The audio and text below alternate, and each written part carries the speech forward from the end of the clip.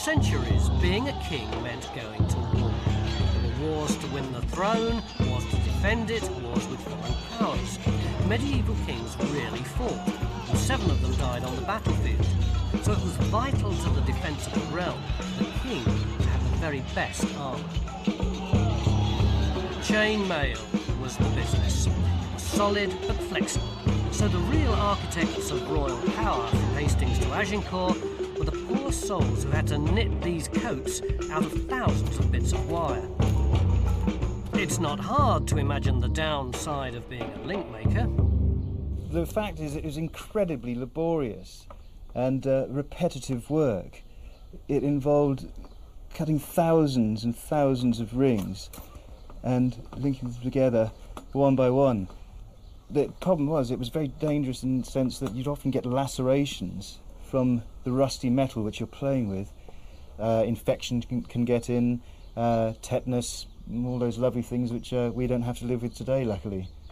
So what do we do when we finish that? Well, once we've clipped this off, we've got a little coil, and next step in the process we need to go over to a little work plate. Yep. So first wind your wire into a long coil. I've got a special set of crimping tools here, which have a tiny little hole set about 2 mm in, which is just over the width of the wire. Yeah. Then cut the coil into single overlapped wire rings. An overlapped ring.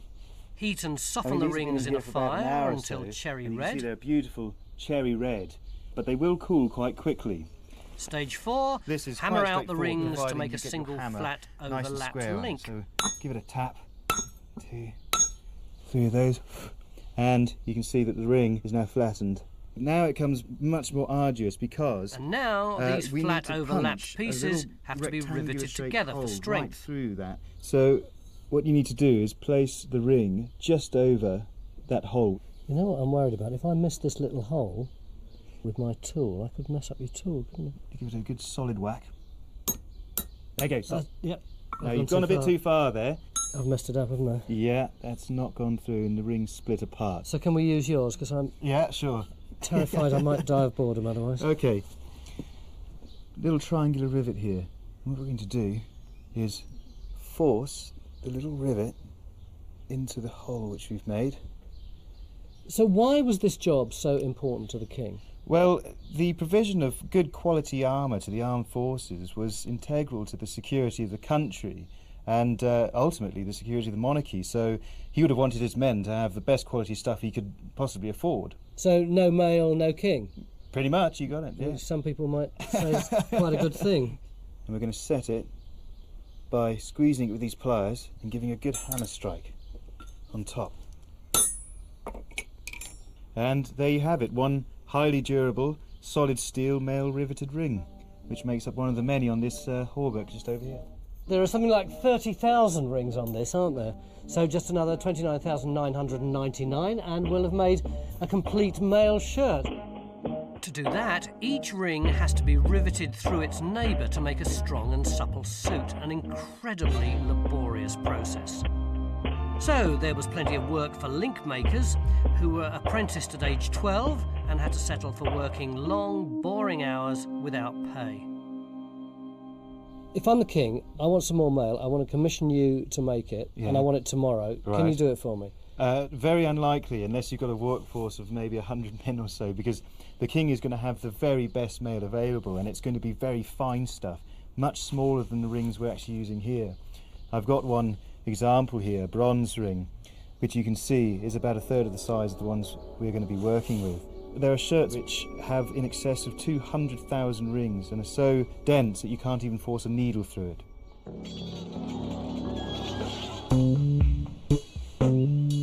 The court has always been vital to the smooth running of the monarchy.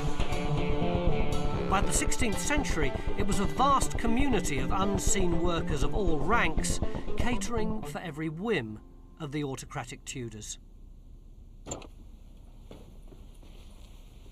The present Queen has downsized her staff to 645 people, poor thing.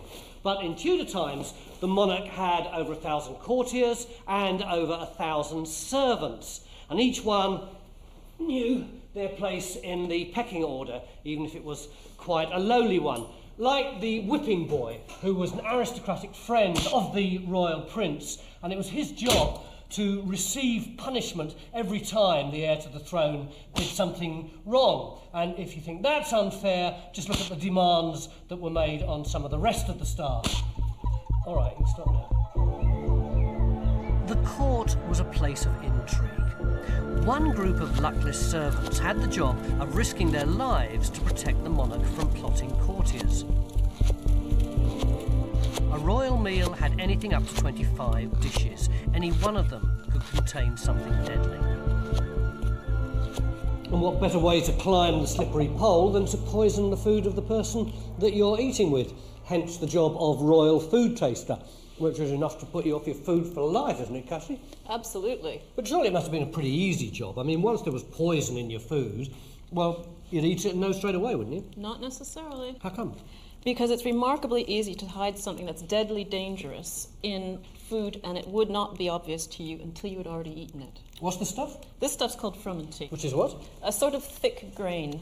Like a sort of porridge or something? A very thick porridge, yeah. All right, so how am I going to poison this? Well, you could do that easily with a solid poison like arsenic or mercury. Have we got any arsenic? We do indeed. This is arsenic. It's not real arsenic, is it? No, it's not. It's plaster of Paris. So what are we going to do with it? We are going to mix it with the frumenty, but because it's so solid and white, it will be quite obvious. So first, I'll mix it up with a bit of water. Were the royals really under threat of being poisoned, or was it just paranoia? There was a great deal of paranoia, but there were actual plots to poison the royals, yes. Like what? Well, in the 1590s, there was a plot allegedly by the King of Spain to poison Queen Elizabeth. The Spanish government managed to find 3 Portuguese men who would agree to poison the Queen. One of these 3 was her own physician, Dr. Rodrigo Lopez, who'd been living in London for decades. But the plot was betrayed, the 3 were tortured and confessed, and of course, as traitors, condemned to death and executed horribly, hanged, drawn, and quartered. Now, if I was a really subtle food taster, how am I going to be able to tell that there's poison there? The first thing you're going to notice is a very strange grittiness. But it's not going to be so strange that you're going to feel, I shouldn't eat this. You'll swallow it. And what's it going to do to me? Oh, that's appalling. The first thing you're going to feel is a sort of burning. Not necessarily strong, but something going on in the mouth. If you've got an empty stomach, within an hour you're going to start vomiting uncontrollably. You're going to have extreme pains in the stomach area. It feels like rats gnawing on your insides. And then after about an hour, perhaps 2, you're going to start suffering from purging, which is a polite way of saying... That's enough. So Elizabeth I was paranoid. She saw poison everywhere. Every dish was tested before she ate. Even her gloves and handkerchiefs were checked in case they'd been impregnated with something nasty. And it was her disposable servants who were put in the front line. The royal food taster comes into the room. Is there any ceremony? There is, yes. The ladies in waiting would come and begin the ceremony by laying the table. And then the men would bring each dish from the kitchen and lay it on the table. And the ladies in waiting would supervise. Each person who'd brought a dish was then required to eat 1 bite from the dish that he had carried. And when this ceremony was complete, and there might be as many as 20 or 25 dishes, then it was safe for the monarch to eat from these dishes. Remember, this is a time of invasion, potential invasion by the Spanish. The monarch embodied all that was England and thus had to be kept completely safe. You had to have food tasters. So being a royal food taster wasn't bad because you were actually going to die. It's just that you were terrified you were going to die. Yeah, that's about it. Well, this food was still pretty good. Potentially dangerous. Yeah.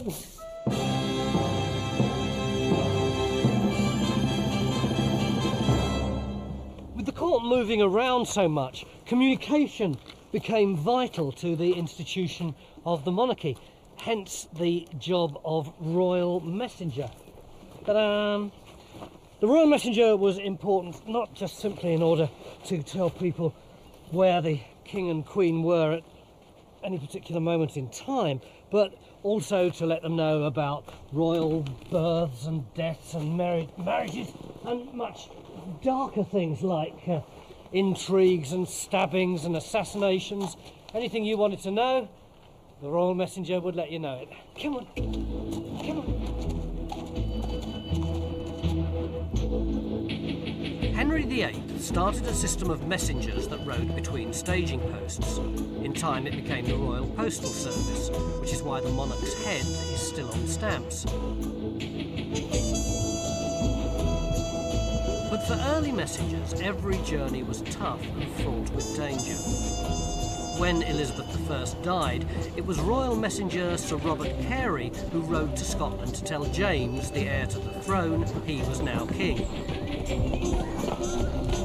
Riding in all weathers, he also had to avoid potential assassination from those who wanted to delay news of the Queen's death. The Marshal met me coming and bade me begone, for he had learned for certain they would betray me. Wind, rain, 200 miles, and people waiting to kill me. I can't wait. But Sir Robert had to press on, because for the royal family, succession is vital.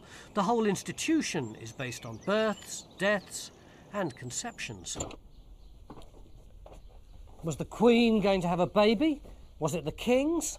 The evidence was going to be right here among the royal sheets. And one of the people who would have known most about it was a worse jobber. Not an aristocrat, but the person round the back mopping up after all this messy business. The royal washerwoman.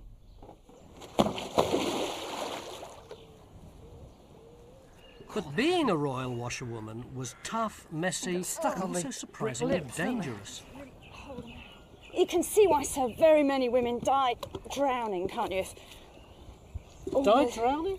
Yeah, huge cause of death amongst Elizabethan women. Falling in wells, slipping in ponds, all that sort of thing, whilst you're busy bucket after bucket after bucket, and you get tireder and tireder, especially sort of near dinner time when everybody's tired. There's a sort of, when you look at the coroner's reports, there's a sort of blip, and just before dinner. It's difficult to imagine just how tough the women had to be. All the water had to be lugged from the moat before the washing could begin. Here, I think, just inside. Whoa, don't spill it now. Lovely, that's great. Right. There was no soap One powder, down. just water repeatedly strained through wood ash to make really. lye. It contains the chemical, the alkali, which is what dissolves the grease. So presumably it's not too good on your hands. It's terrible on your hands. Water? Yes. So it's going to pick up all the chemicals out of the ash, and then the hay and the gravel will strain it, act as a filter. So what comes out the bottom should be quite clean looking, shouldn't look ashy at all. Oh, it's coming out now, isn't it? Yeah, it is. It's starting to flow. A little through. bit muddy. Dirty sheets next.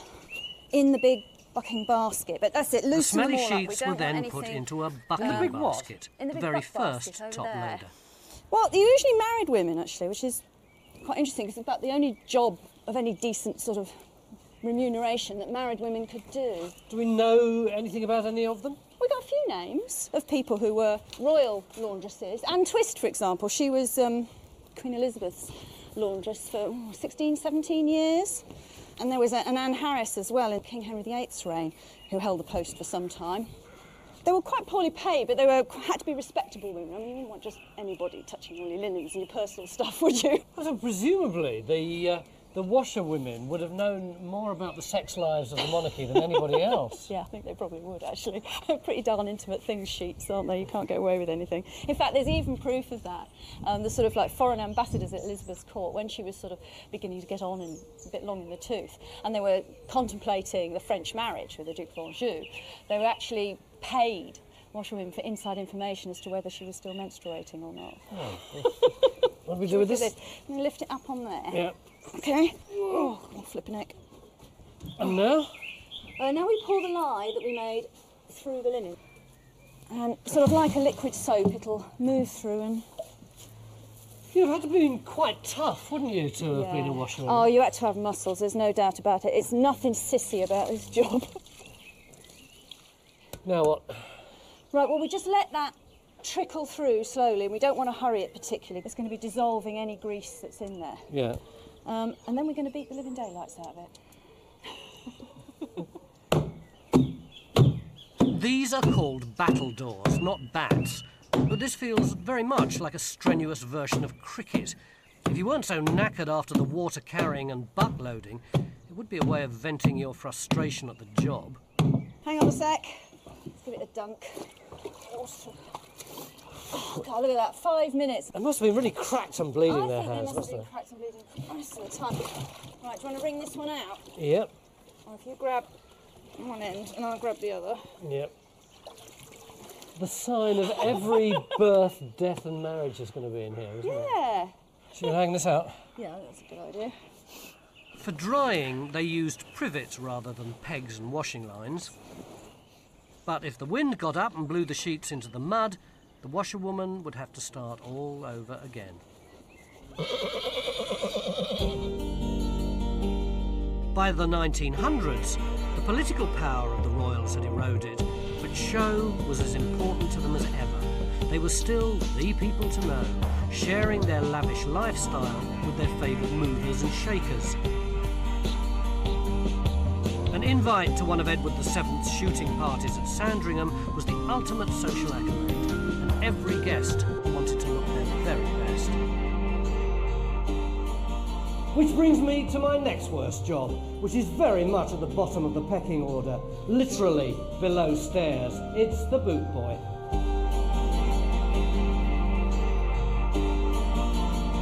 Edward loved shooting, and he worked his guests hard. They'd spend long days blasting away at wildlife before returning late for a lavish dinner, port, cigars and bed. As the snores broke out over Sandringham, the Royal Boot Boy's day was only just beginning. And it was up to the poor old boot boy to creep around the corridors last thing at night, collecting up everyone's boots and shoes, and then polishing them so they'd be bright and shiny for the hunt the next morning. And given that King Edward insisted that the entire hunting party should be up at the crack of dawn, and everyone had to set their alarms really early, the poor old boot boys hardly got any sleep at all. So, Edward VII's upstairs, he's brought his full hunting party with him. How much work is that going to be for me, the boot boy? A horrific amount of work. When the hunting was going on, chaps like you really did have a rough life. Right, I've got the shoelaces out. What next? You've got to learn how to make your own blacking. If you come round here, I'm going to read you Mrs. Beaton's recipe for blacking. Are you ready? Yep.